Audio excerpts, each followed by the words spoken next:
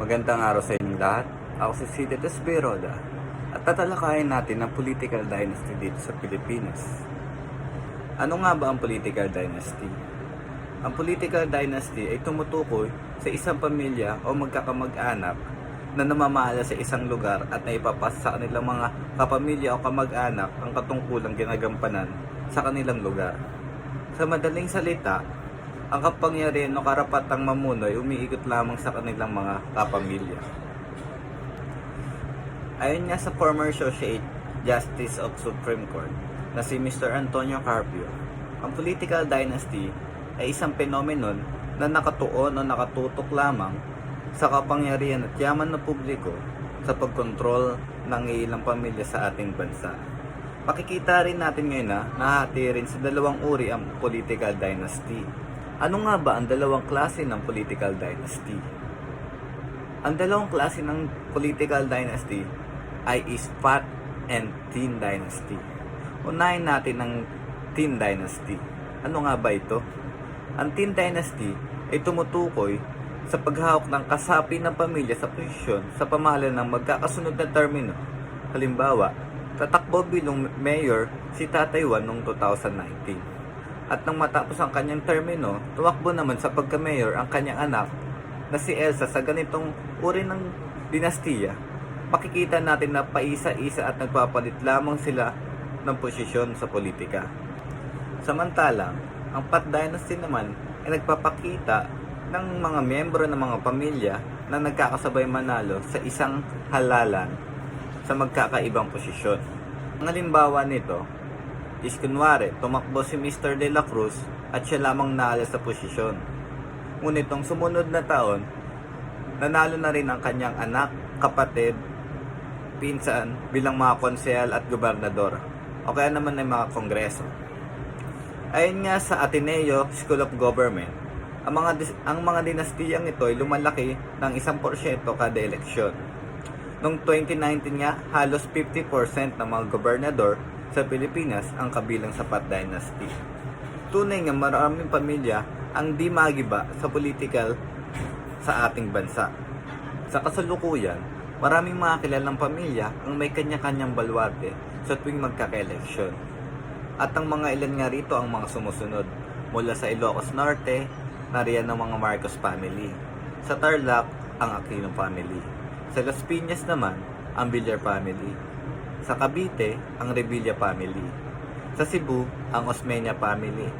At maging ating mga kasalukuyan na pangulo ay kabilang rin sa tinatawag nating Pat Dynasty. Ngunit, bakit nga ba talamak ang political dynasty dito sa Pilipinas? Isa sa mga rason nito is patuloy pa rin namamayagpag at tinatangkilik dahil mayroong nagawang mga makubuluhan ang mga nakaraan na naging mayor or councilor sa kanilang mga lugar.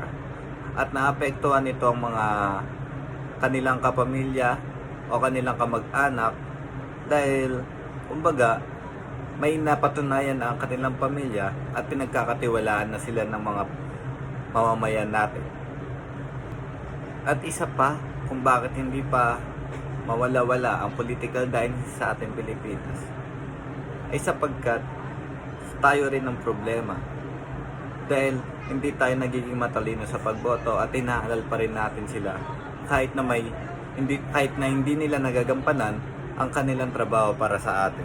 Bilang Pilipino, ano nga bang magagawa natin para masolusyonan ang political dynasty sa ating bansa? Isa sa mga naisip ko, isang magpasa ng batas na tinatawag na anti-dynasty law na nililimitahan lamang ang isang miyembro ng pamilya na tumakbo sa kanilang lugar at kailangan ay isang pamilya lamang ang may hawak nito or isang tao lang kada pamilya, lalo na sa kanilang region or sa local government. At pangalawang naisip ko is dapat mag-promote tayo ng isang comprehensive political education sa ating bansa at sa mga eskwelahan na nagpo-focus sa banta ng isang political dynasty sa ating bansa at importansya ng ating boto sapagkat tayo rin ang magdidikta kung sino nga bang dapat na ilagay natin sa karapat-dapat na pwesto. Bakit nga ba napakahalagang usapin ito sa ating bansa? Sapagkat Maraming dynasty family na naghahari-harian sa iba't ibang lugar sapagkat alam nilang hawak nila ang kanilang lugar. Hindi sila natakot na matalo sapagkat marami na silang naitulong dito sa kanilang lugar. Halimbawa nito is kung ang isang politiko ay patapos sa termino, ay pwede niyang ipasa ito sa kanyang kamag-anak sapagkat kilala na ang kanilang apelido na ito ang magmimistulang backer nila. Kung naipasa ito, pwedeng maging opportunity nila ito para maging hawak lang nila ang kanilang lugar at napaka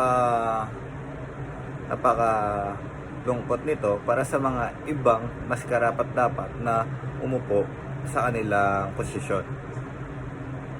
At isa pa, kung bakit mahalaga nga ba ito pag-usapan para sa atin is mababawasan ang korupsyon at mapopromote ang good governance sa ating bansa. Sa huli, ang mga political dynasty ay nagdudulot ng banta sa demokrasya at pagunlad sa Pilipinas.